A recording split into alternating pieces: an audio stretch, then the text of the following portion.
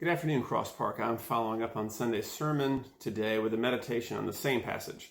We want to cover some of the same ground, not re-preach the sermon. So I encourage you, if you haven't yet, go listen to our Sunday sermon on Romans 8, verses 1 through 8. And actually, if you want to turn there right now, it'll help you to follow along. What Paul is doing in this section of Romans 8 is he's speaking the truth of the gospel. He's giving us an objective reality. He's wanting to tell us what is. He's not primarily telling us what we should do about it. He's simply telling us what is, what has happened, what has Jesus accomplished. There's a technical term for this. We call this the indicative, that the indicative is before the imperative, which means what's true comes before what you do. And that what's true, what Jesus has accomplished in his life, in his death, and his resurrection, is the basis for everything that we do. All of our response, all of our loving God and loving one another, it's all a response to the foundational truth of what Jesus has already accomplished. Now, our problem is, even though that sounds good, our instinct is the other way around. That in fact, what we do drives what is true. That if we can perform well enough, then God will have to be pleased with us. God will declare us righteous after we've done enough. Now, in one sense, this is theoretically true. That if you could do everything just right and not sin in word, deed, or thought, then you wouldn't need to be forgiven. You wouldn't need grace. You wouldn't really need the work of Jesus on the cross. But what Paul is telling us is none of that is the case. That in fact, we're not able to keep God's law. So look at verse 3. He tells us we're not able to keep God's law because the law has been weakened by the flesh. That the law and our flesh are a bad combination, so to speak. Martin Luther talked about this. He compared it to a man who's sick. And the man thinks, if I drank some wine, perhaps it would cure what's wrong with me. But his doctor says, no, please don't drink that wine. It will only make you sicker. Actually, you need this other medicine. Drink the medicine. The medicine first will cure you. And then after that, you can drink some wine. The wine is like the law. It's not bad in itself. It's a fine thing, but it can't cure us. The cure, the medicine, is the work of Jesus on our behalf. And so Paul is saying here that what Jesus has done is the only way we can reconnect to God. That's why he talks about in verse 4 that Jesus came in the likeness of sinful flesh, meaning fully human, but not under the curse of the law. Now, if you back up in Romans, particularly to chapter 5, you see Paul comparing Adam and Jesus. And he's basically arguing that Jesus is a second Adam. So think about this comparison for a second. Adam came. He wasn't sinful. He had the opportunity to obey or not, and he disobeyed. And in his disobedience, he fell away from God, and he took everyone who's connected to him, all of humanity, fell away from God with him. Now, Jesus comes along, and he is coming to repair and redeem what Adam has lost. So Jesus is born as a sinless human, able to obey, and then in his obedience, he is able to bring back to God everyone who's connected to him, which of course we connect to him by faith.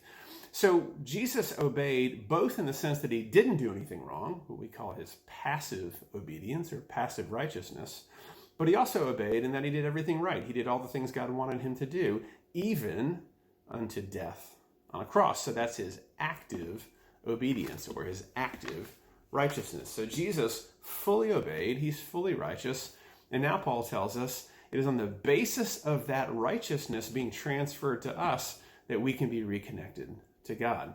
Because if you just read verses 3 and 4, you may wrongly conclude, well, the law is weakened by sin, but is it really that hard? Am I really so far from doing what God wants me to do?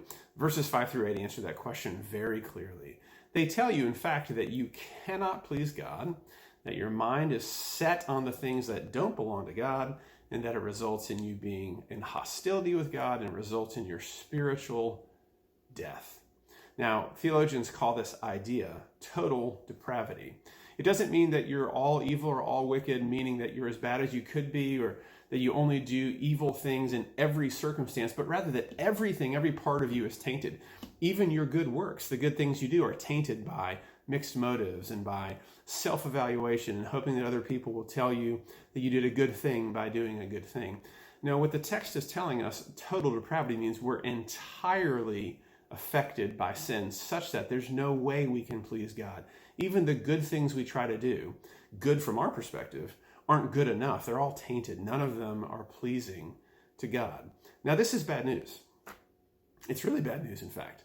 And it's exactly the bad news you have to understand in order to make sense of the good news. See, Paul wants you to see the good news of the gospel in Romans 8. He wants you to see that Jesus has come along and fixed the problem that none of us could fix. And it's so massive, it's so significant what Jesus has done that he's changed everything. That what he has done is now the basis for everything else that we can do in our relationship with God. We talk about this in a couple other ways. So we've just said the indicative precedes the imperative, meaning what's true is before what we do. Oftentimes I say that our identity precedes our activity. Right now we get that wrong. We think my activity, if I can prove myself, then I'll get some sort of position, some sort of recognition, acknowledgement. God will declare me good because of what I've done. Nope. Romans 8 says that's not possible. So you need Jesus to do the good stuff for us and to give you this new identity. You're a citizen of his kingdom now if you're a Christian. And because of that new identity, you can have a new activity. One other way that's helpful to think about it is what Paul is talking about is our objective position before God, our status, so to speak. It's objective, it's formal, it's official. God says that you are righteous. But then from there, that objective position is the basis for our experiential reality, for our love for God, our love for neighbor, our ability to obey flows out of the position that we've already been given. So this is a high point in Romans 8. It's bringing together lots of Paul's arguments, and he's concluding for us before he moves into some other matters, including more commands. He's wrapping up a lot of his theological argument that only in Jesus can we be reconnected to God. We cannot save ourselves, but the good news is that Jesus has done all that needed to be done in his life and death and resurrection, so we can reconnect in him. In Romans 8, then, we are looking at the objective, the indicative, the identity. We're not primarily going to see lots of commands. Now, as Americans, this is difficult for us. We love a good to-do list. We love to be told if we can perform, if we can try hard enough, if we can do our best, we're going to be able to make something of ourselves. Sometimes in life that's true. I'm not sure it's as true as often as we think it is. There are other factors that we tend to downplay. But still, in work or school, in many situations, if we work really hard and try really hard, sometimes we can prove ourselves. God works on a different basis. His economy works differently than all other areas of life because he knows that in this area we cannot perform well enough. So Jesus performs for us. And as I said in the sermon, because of Jesus' performance given to us, God's stance towards us changes. Thus, our stance towards him can change. So as we go through Romans 8, we're going to give you, of course, implications, applications, ways to respond to this. But it's not going to be a long to-do list. It really is that you need to meditate on the goodness of this truth. It's so strong and it tastes so good. It's so freeing. It's so delightful that we want you to deeply reflect on what's true here. Also, you want to turn away from what we do all the time. Even as Christians, we're regularly finding ways that we think we can contribute a little thing. Well, that thing I did for God, surely he counts that in my benefit. The good news about Romans 8 is that Paul's saying nothing you can do counts in your benefit. Jesus, in fact, has had to give you everything that's in your account. He gives you all righteousness, and now you're free. So the application really is to treasure this, to meditate on it, to see how true it is, and then, honestly, to pound it into your own head and heart. You will flip this. You will flip your identity and activity all the time. You will flip what I do and what Jesus has done. You'll get them in the wrong order all the time. So you need to flip those things back into their right order. You need to deeply ingrain in yourself that the gospel is all of grace, that Jesus has accomplished everything for you, that he's given you a brand new identity, and now your activity can flow from it. So I'm asking you and encouraging you to find this delightful, to find it freeing, and to find your joy here. We're going to enjoy our time in Romans 8, but more than enjoying the content, I want the content to bring great and deep joy to your hearts. Well, Cross Park, thanks for joining me today on this little meditation. We'll be praying that the gospel will connect deeply with your hearts, and we hope to see you soon. Take care.